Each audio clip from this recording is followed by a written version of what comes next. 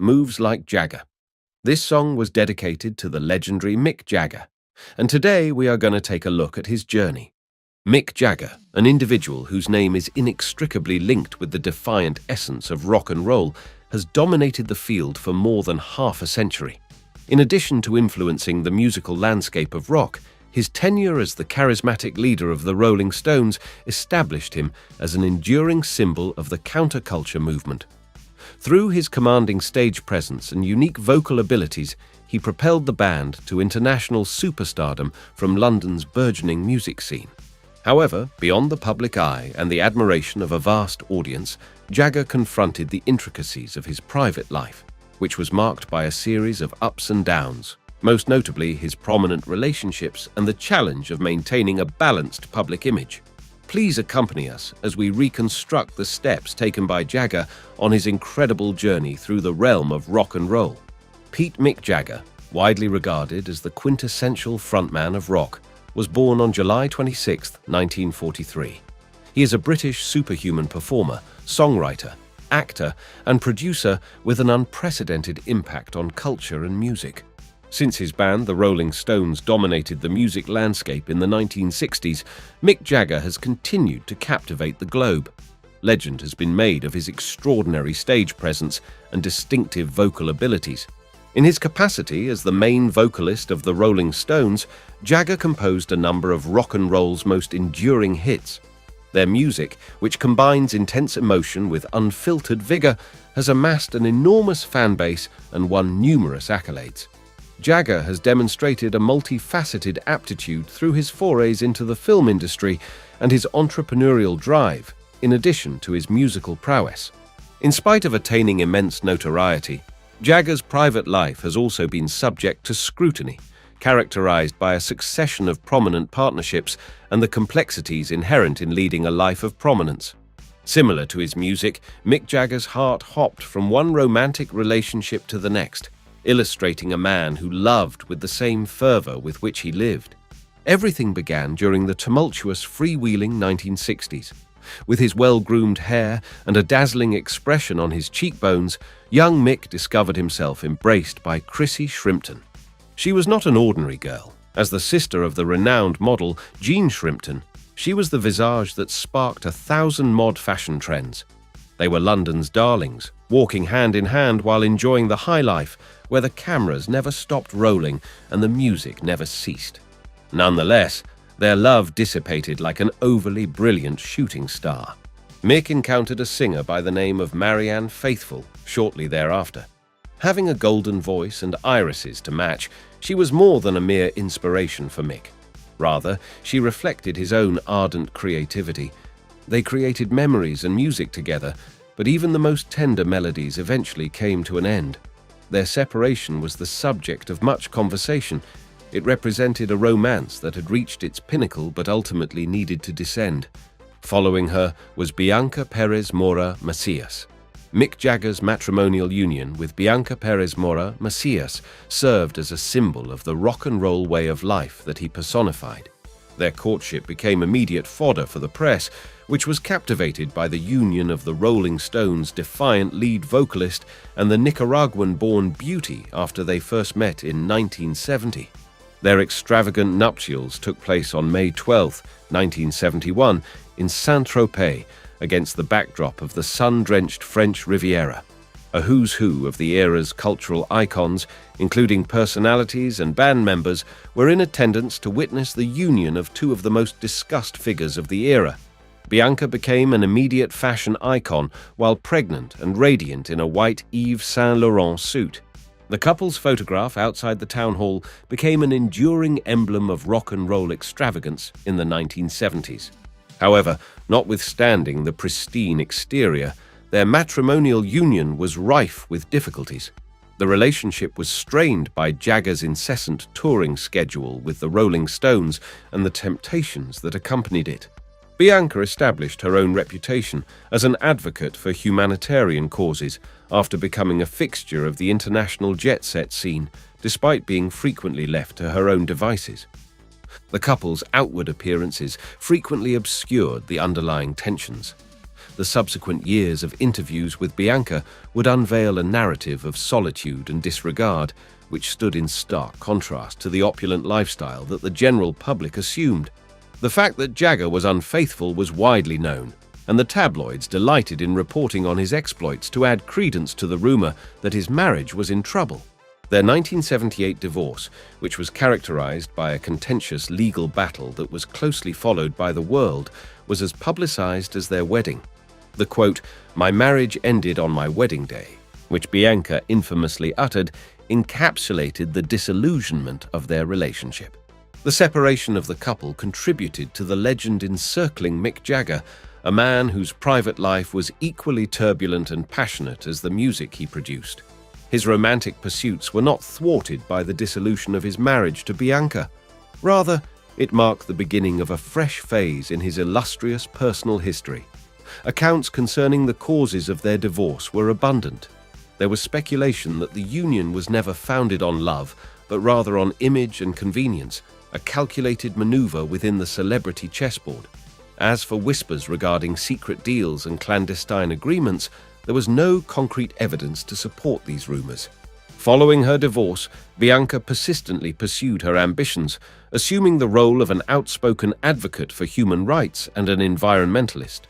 Her contributions to the Bianca Jagger Human Rights Foundation established her as a highly regarded individual in the realm of global activism.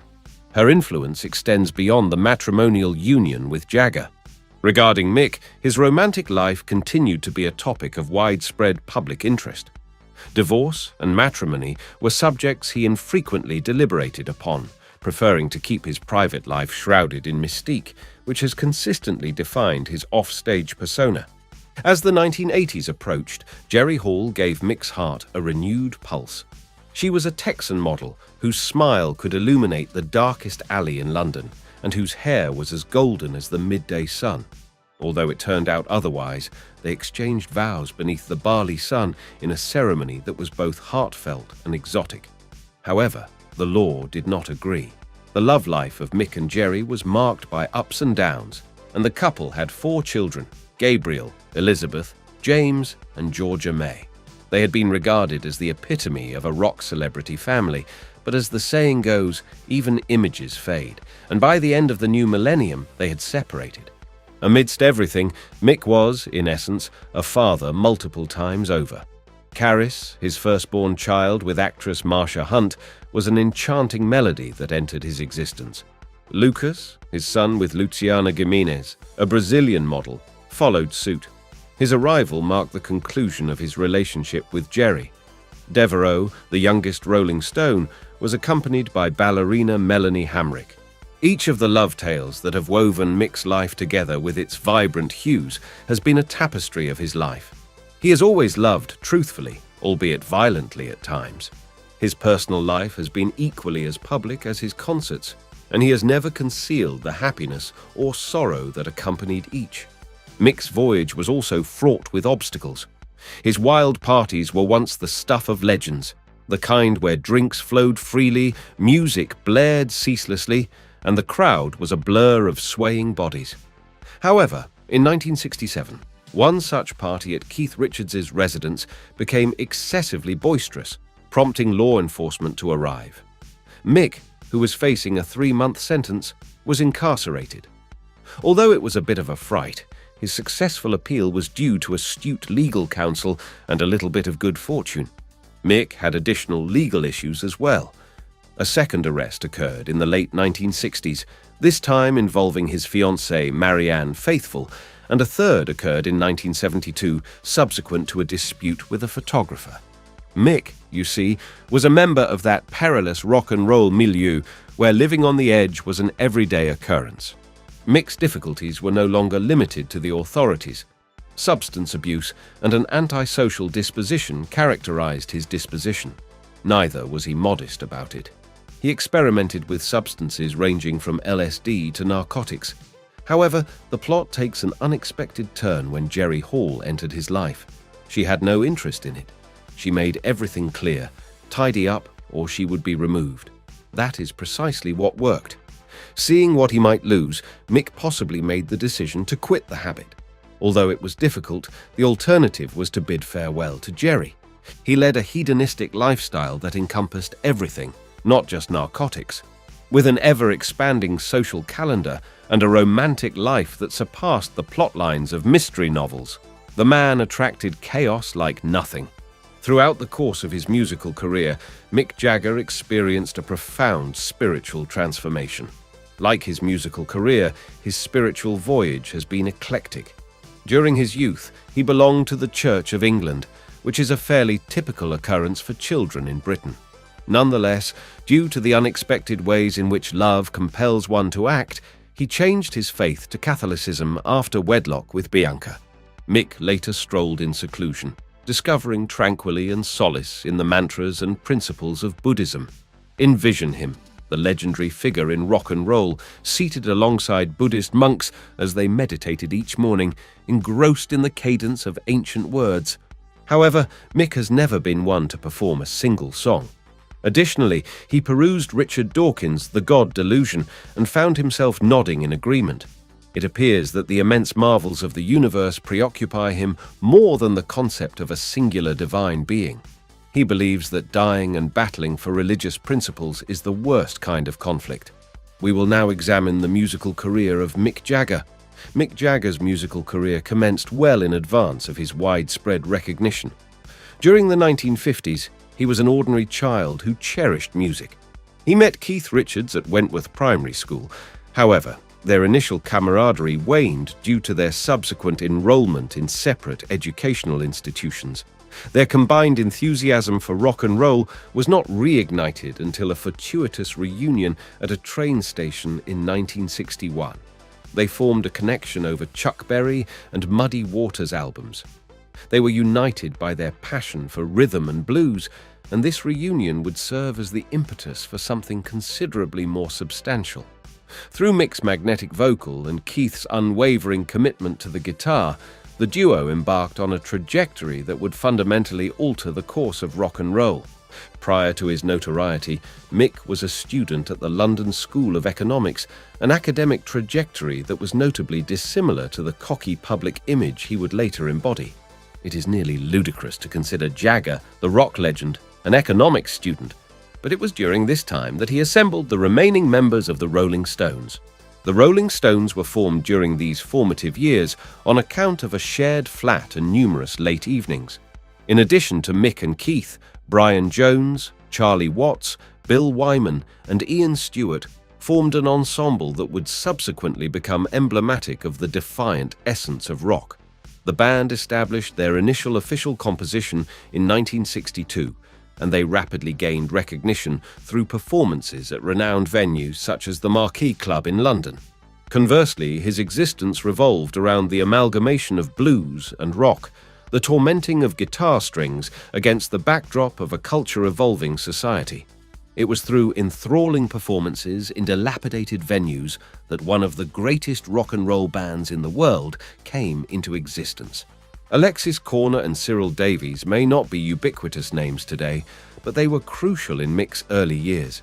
The aforementioned blues bandleaders granted the Rolling Stones several of their initial performances, and Mick refined his abilities under their guidance.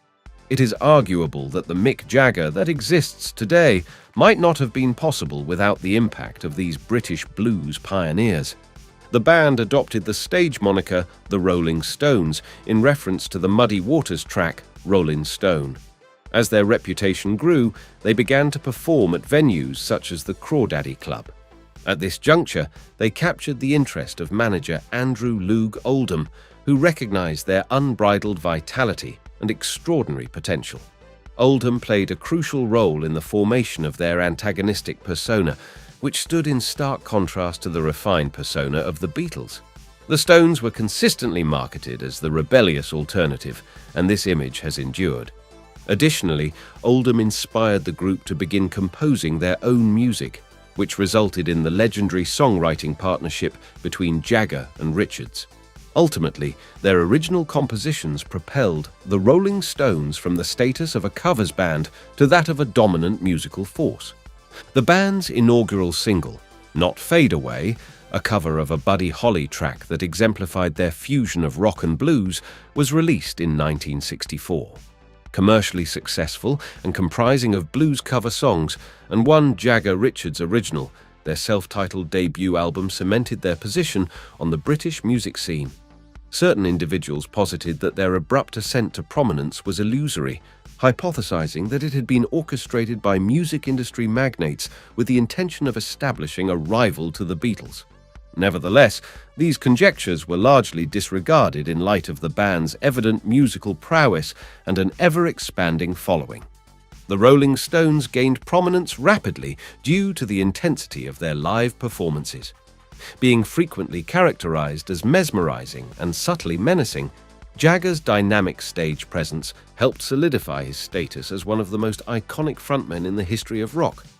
With the progression of the decade, the band's sound underwent a transformation.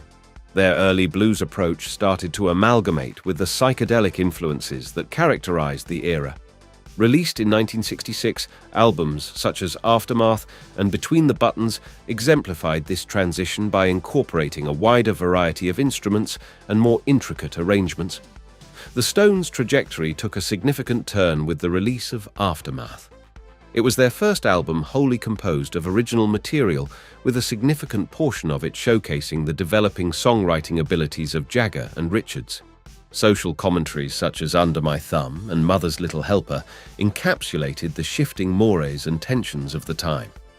Paint It Black and Ruby Tuesday served as evidence of the productive collaboration between Jagger and Richards, which was thriving. At the conclusion of the 1960s, the Rolling Stones had solidified their status as the epitomes of rock rebellion.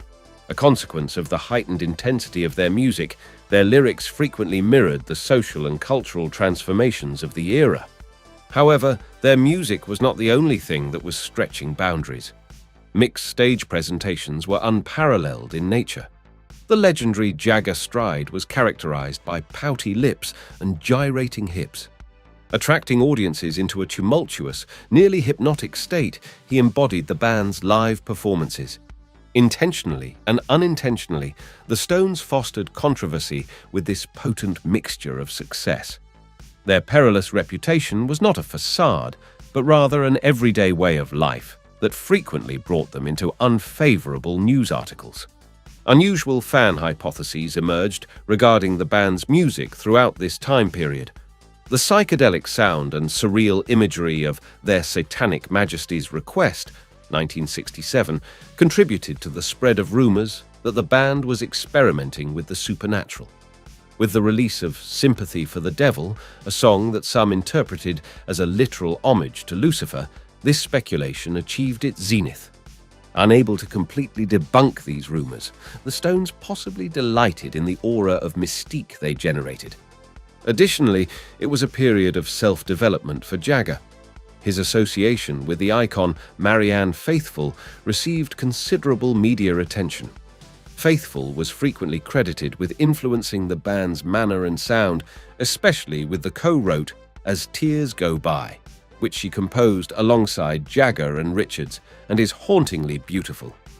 In lieu of the innocence that had characterized the early 1960s, a new era characterized by introspection and experimentation had emerged. As an indication of the changing times, albums such as Let It Bleed, 1969, and Beggar's Banquet, 1968, featured rugged and untamed tracks like Street Fighting Man and Gimme Shelter. The 1970s began with the release of Sticky Fingers in 1971, which featured contained tracks and the now iconic tongue and lip design for the first time. Jagger developed both as an artist and a celebrity during this time. Songs that reflected his personal life and extolled decadence contributed to his elevated status as the archetype of a rock superstar. The double album released by the band in 1972, titled Exile on Main Saint, achieved legendary status as a tattered masterpiece that incorporated elements from across the American music tradition. Despite their rising celebrity status, the Stones were mired in controversy. A prevalent issue during the early 1970s was the notorious drug arrests. The legal challenges that followed Richards' 1973 arrest in France for drug possession tarnished the band's reputation and contributed to the spread of the rumor that they were the focus of authorities intent on exposing their exploits. Despite this upheaval, the Stones maintained their success streak. The lament, Angie, which appeared on the 1973 album Goat's Head Soup, provided an insight into Jagger and the band's more introspective nature. Conversely, the album encountered ambivalent reception, potentially indicating a waning of the band's innovative prowess. By the mid-1970s, variations were observed in the rock landscape. Punk was gaining popularity due to its untamed energy, while disco dominated the dance floors. Some Girls, an album released in 1978, showcased the Stones' ability to adjust to these changes. It featured the disco track Miss You and a reference to punk with Shattered. This flexibility demonstrated that the Stones were not archetypes of the 1960s, but rather significant musical forces in the 21st century. With the end of the 1970s approaching, the Rolling Stones encountered internal strife. The increasing notoriety and extramarital pursuits of Mick Jagger started to cause a rift between him and Richards. The press exploited the tensions within the band, fueling widespread speculation regarding the likelihood of their separation. The Stones' end-of-decade albums, which included Some Girls and Emotional Rescue, were commercial and critical successes, despite their personal and professional upheavals. These albums served as evidence of the band's exceptional capacity to maintain relevance and demonstrated that Jagger's creative well was far from exhausted. Jagger, consistently exemplifying the malleable characteristics of rock, encountered a critical juncture. It was during this period that he made the decision to pursue a solo career and issued the album She's the Boss in 1985. Uncertainty and anticipation greeted Jagger's debut solo album. Both critics and fans were anxious to see whether he could replicate the Stones' enchantment on his own. By including the #1 single, Just Another Night, the album exemplified his prowess in composing memorable melodies. However, it also incited discord among the band members, specifically concerning Keith Richards. Some interpreted this venture into solitary artistry as a defiance move, indicative that the legendary Jagger-Richards duo, commonly referred to as the Glimmer Twins, might be coming to an end. Despite his personal pursuits, Jagger maintained a close connection with the Stones. With the inclusion of the #1 single Start Me Up, Tattoo You, 1981, demonstrated the band's enduring popularity. Nevertheless, it was evident that a transformation was occurring in the band's dynamic. Formerly an apparent inseparable dyad of songwriters, Richards and Jagger were now managing a complicated partnership characterized by public disputes and subsequent reconciliations.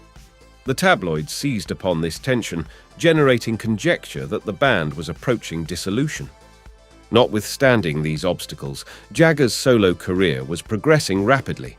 Although it failed to achieve commercial success, his subsequent solo album, Primitive Cool, was met with critical acclaim due to its refined musical style and introspective lyrics, which marked a significant deviation from the Stones' unfiltered philosophy. Certain enthusiasts postulated that Jagger's departure from the group was a strategic maneuver to establish an independent legacy, one that was unrelated to the Stones' contentious issues and the eccentric persona he had nurtured.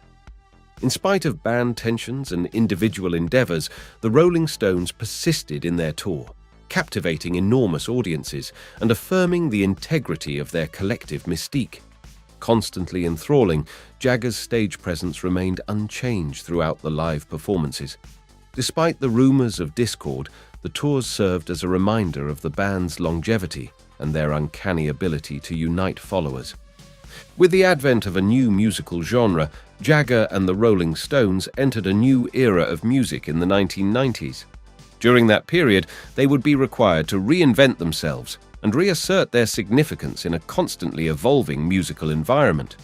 The Stones returned to the studio in 1991 to record Voodoo Lounge, a return to their bluesy roots that would ultimately garner them a Grammy following a 3-year hiatus. The success of this album served as an indication of the Stones' enduring popularity.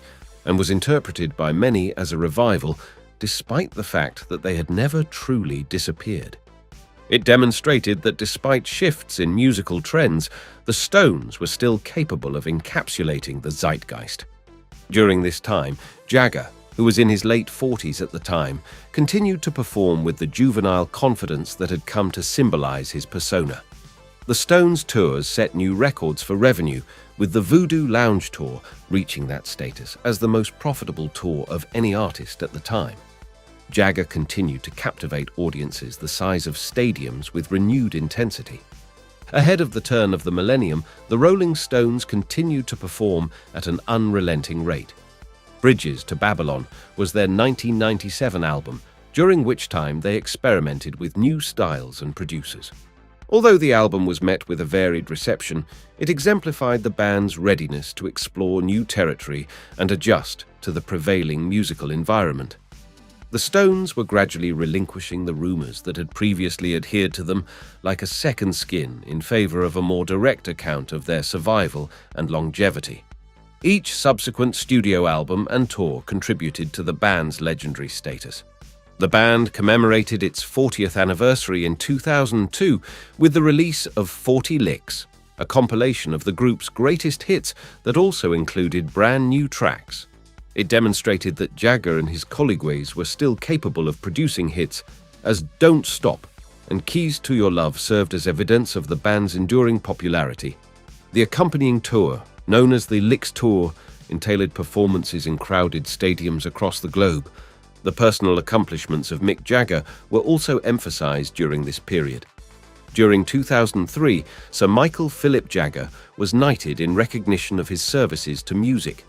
This distinction recognized his substantial contributions to the cultural tapestry of Britain and extended beyond. Nevertheless, this distinction was not devoid of critics. Keith Richards openly criticized Mick Jagger's decision to accept the knighthood, perceiving it as a transgression of their anti-establishment principles. This sparked renewed rumors regarding the status of their relationship. In his book, Life, Richards describes the distance between the two. "I used to adore Mick, but it's been 20 years since I last visited his dressing room. At times, I find myself thinking, I miss my friend. Where has he gone?" During the early 2000s, the Stones continued to confront the ramifications of their legacy. It was critical acclaim when they released A Bigger Bang in 2005, marking their first studio album in nearly 8 years. Although Rough Justice and Streets of Love echoed the band's iconic sound, they demonstrated that they were still capable of producing innovative material. However, despite their ongoing remembrance of their history, the Rolling Stones were not impervious to the progression of time. Health concerns served as poignant reminders of their mortality, such as Keith Richards' head injury in 2006 and Jagger's larynx surgery in 2004. Rumors circulated regarding the band's future, as both fans and critics speculated as to whether the Stones would be able to maintain their current, relentless tempo. The band's impact transcended the realm of music, as Jagger's astute business acumen became increasingly prominent. His involvement in numerous commercial ventures, including the collaboration with Tommy Hilfiger to launch the Stones fashion line, demonstrated his awareness of the group's brand influence. Jagger was incessantly in the public eye. His notable public appearances, such as his participation in the 2006 Super Bowl halftime show, sustained his prominence. Maintaining his relevance amidst new generations of admirers and artists, he persisted as a cultural touchstone. Additionally, Jagger's impact on popular culture was reaffirmed in the 2000s. The Rolling Stones' music achieved near ubiquitous status, being sampled by artists of all genres and featured in advertisements and films. In addition to their longevity, they left behind a legacy of flexibility and an uncanny capacity to align with the prevailing mood. The decade of 2010 proved to be a complex composition for Mick Jagger and the Rolling Stones, as it skillfully intertwined triumph and personal tragedy. The decade witnessed the Stones celebrate their 50th anniversary, an accomplishment that has been surpassed by only a handful of bands, much less with the Stones' enduring vitality. With the 50-amp counting to go, tour in 2012, they commemorated their golden anniversary. During this tour, Jagger, Richards, Watts, and Wood demonstrated that the passage of time had not significantly diminished their exuberance and charisma. The concert attendance of admirers, including individuals from all three generations, demonstrated the enduring allure of their music. A 2016 album titled Blue 'N' Lonesome marked the Stones' return to their blues origins and was among their new musical endeavors during this period. It garnered critical acclaim and was an homage to the music that initially motivated them to begin playing instruments. Additionally, it was awarded the Grammy for Best Traditional Blues Album. Nevertheless, the 2010s were not devoid of difficulties. Jagger was beset by profound sorrow in 2014 following the passing of his companion, the fashion designer L'Wren Scott. The demise she achieved through suicide profoundly affected Jagger's personal sphere, ultimately leading the band to reschedule their Australian and New Zealand tour. Jagger was profoundly impacted. L'Wren Scott dominated her era not only in terms of stature, surpassing 6 feet, but also in the fashion industry, as her creations adorned the torsos of A-list celebrities. She possessed an innate sense of sophistication that could elevate even the most basic garment. Mick Jagger, on the other hand, is the authoritative lead singer of the Rolling Stones, whose demeanor and movements epitomize the term rock star. Despite being engulfed in a whirlwind of fame and music, he discovered a sympathetic spirit and a refuge in L'Wren. They were intimately acquainted for a period of 13 years before she became his companion. An unanticipated duet was performed by L'Wren and Mick. He, the kinetic legend of the stage, and she, the undeterred powerhouse behind exquisite garments. Undoubtedly, she imbued his realm with an enduring elegance, while he inflicted upon her a ray of untamed vitality. Her absence stifled the once vibrant creativity of Mick in the fashion industry and in his life. Demonstrating their profound camaraderie, the band delayed their tour to allow Mick the necessary time to grieve.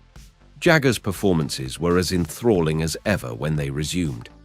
As the Stones resumed their tour, Jagger continued to deliver performances that somehow concealed his inner turmoil. Despite these individual turmoils, the Rolling Stones continued to exert a significant influence on culture. In 2016, they performed an unprecedented free concert in Havana, Cuba, an occurrence that would have been inconceivable when rock music was strictly prohibited in the country at the height of their fame. Similar to other renowned individuals, Jagger was not impervious to conspiracy theories. There were rumors that his seemingly limitless vitality and trim physique were not solely attributable to genetics or a healthy lifestyle, but rather to an unconventional cause. Although lacking evidence, these conjectures introduced a degree of fascination to the perpetually enigmatic vocalist. As the 21st century began, the Stones entered the future with an unblemished legacy, prepared to confront fresh obstacles and sustain their position as rock nobility. Nonetheless, Jagger's existence was not devoid of more somber instances. The untimely demise of L'Wren Scott in 2014 profoundly impacted his existence, serving as an agonizing reminder that beneath her formidable stage persona resided a mortal being, vulnerable to significant bereavement. The Rolling Stones embarked on their No Filter tour, further evidence of their voracious appetite for live performances. However, they were not only appealing to their loyal fan base, a new generation was also becoming acquainted with the Stones, and Jagger's dynamic presence remained as captivating as it was during their initial emergence in the 1960s. Jagger frequently reflected on his career, the evolution of the music industry, and his own creative process during interviews. He consistently demonstrated foresight and cognizance of his status within the pantheon of rock titans, maintaining an eye on the future while maneuvering through the intricacies of his legacy. But the voyage of the band was not devoid of obstacles. Jagger's heart surgery in 2019 served as a sobering reminder that even rock icons are fallible. As soon as the news of his successful recovery from surgery spread, it sparked speculation and concern. The repercussions for the band's future were contemplated by fans and the media, but Jagger was quickly restored and prepared to resume touring within weeks. Jagger's solitary endeavors and his membership in the band continued to intriguingly intersect. In 2019, he returned to the acting profession by starring in the suspense film The Burnt Orange Heresy. His performance served as a testament to his multi-talented nature and his capacity to enthrall spectators, transcending his role solely as a musician. Jagger's familial network is vast, as the lives of his offspring occasionally attain the same level of public scrutiny as his own. Jade Jagger's fashion endeavors and Elizabeth Jagger's modeling career attest to the fact that his family has acquired a small portion of his notoriety and inventive nature. Jagger has confronted the complexities of public relationships, press scrutiny, and the tribulations and triumphs of fatherhood over the course of his lifetime.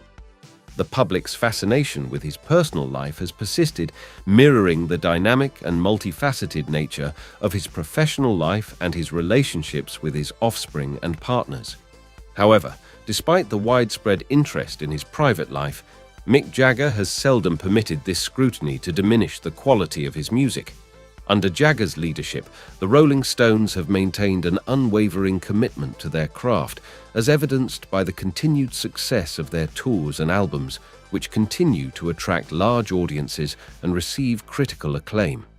Aside from the occasional unfounded rumor concerning the true nature of his relationships or the key to his perpetual vitality and youth, few speculations have been leveled regarding Jagger's private life. The enigmas that have persisted the longest regarding Jagger do not pertain to nefarious dealings, but rather concern his ability to maintain the rigors of his profession while leading such a public life. Having reached the age of 80, Jagger has not only withstood the test of time, but also transcended the very notion of age, remaining a mainstay in an industry that venerates youth. It would appear that the Rolling Stones have not been complacent. Conversely, they have persisted in their touring endeavors, resuming their No Filter tour in 2021, subsequent to a hiatus caused by Jagger's cardiac surgery and the worldwide pandemic. Their triumphant return to the stage demonstrated both their enduring relevance and Jagger's extraordinary recuperation and stamina. Jagger, in his later years, has also adopted the digital age by maintaining an active social media presence. By providing insights into his personal life and current events, his posts foster a stronger connection between him and his followers. A collaboration with Dave Grohl of the Foo Fighters, he released the satirical track Easy Sleazy in 2020. This composition transcended rock music generations and offered an insightful perspective on the COVID-19 pandemic. Mick Jagger's impact extends beyond his musical accomplishments and encompasses various other domains of entertainment. Mick Jagger's artistic prowess has transcended the realm of music and entered the illustrious film industry. His magnetic charisma prevented him from merely dabbling in acting. Rather, he plunged right into it. Consider that this individual is not one to work half-heartedly. His film debut. In 1970, he entered the film Performance and portrayed a rock icon in that film. You did say that art mirrors reality, correct? He continued on from there. He replaced his microphone with a collection of firearms in the 1970 film Ned Kelly, in character as the legendary Australian outlaw. Although it was a bit of a departure from rock and roll, Mick never shied away from a challenge. In the 1990s, Mick appeared in the science fiction thriller Free Jack, 1992, which chronicled his quest for immortality. The proprietor of an escort agency in The Man from Elysian Fields, 2001, in which he portrayed him, then demonstrated that he was capable of quiet intensity. It was an aspect of Mick that was never revealed in the spotlights or in the stands. But Mick's ingenuity extended beyond the realm of cinema. His independent production company, Jagged Films, was responsible for the 2001 wartime thriller Enigma, which captivated audiences.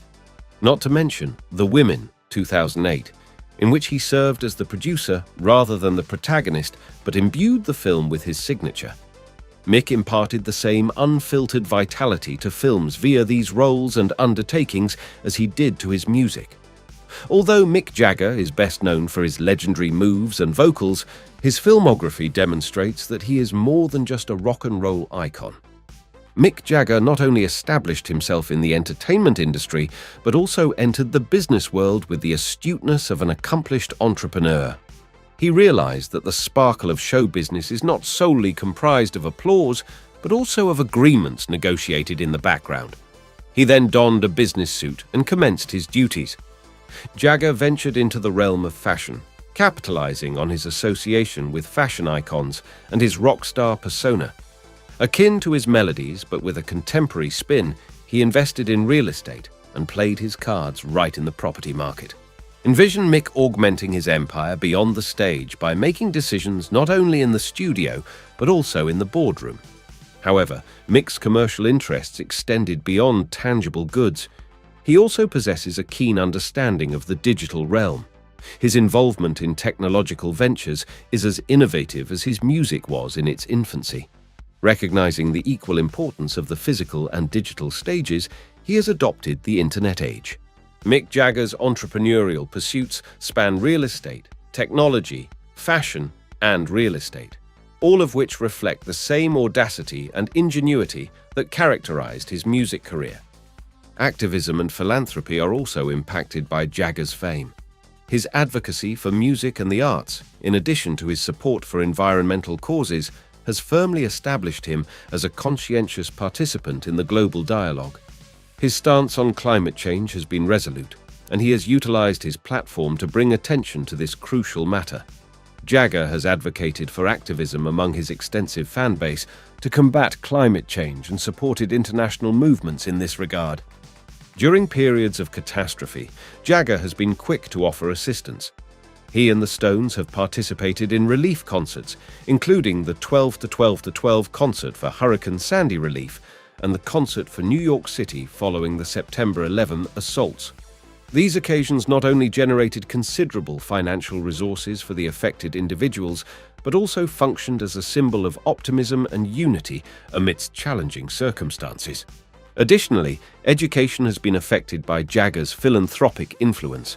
Recognizing the potential of music to bring joy to lives and cultivate talent, he has advocated for music education for disadvantaged children. His contributions have facilitated the provision of instruments and instruction to individuals who might not have been able to pursue music otherwise.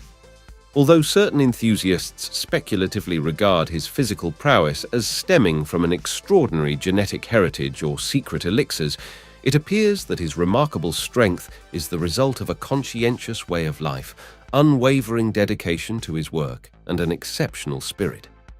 Mick Jagger's life narrative is a fusion of turbulent music, family sagas, and ventures into the film and business industries. It could fill an anthology of rock and roll anecdotes. His spiritual voyage has spanned the temples of Laos, the Church of England, Catholicism, and the pages of atheism, all while maintaining the same eclectic nature as his musical genres. His personal life is a complex web of connections, encompassing love tales that have resulted in the birth of 8 children who have since occupied diverse public spheres, thus perpetuating the Jagger heritage. In addition to performing on music stages, Jagger also appeared on the silver screen. Later, he utilized his business acumen in production to set plots in motion with films such as Enigma and Performance and Ned Kelly, which demonstrated his acting prowess. His diverse business interests, which included real estate and fashion, demonstrated a strategic and imaginative intellect. A perpetual accompaniment, his music has undergone transformations over the years, mirrored the zeitgeist, and exerted an impact on successive generations. Anthems have been composed in his honor, and his live appearances are deeply ingrained in the collective consciousness of rock and roll aficionados across the globe. Mick Jagger's meteoric rise from a youth playing the harmonica to the status of a knighted rock icon serves as a compelling illustration of a life lived audibly, a symphony of triumph, redemption, and enduring allure. Please share your opinions regarding his life and career in the section below labeled comments.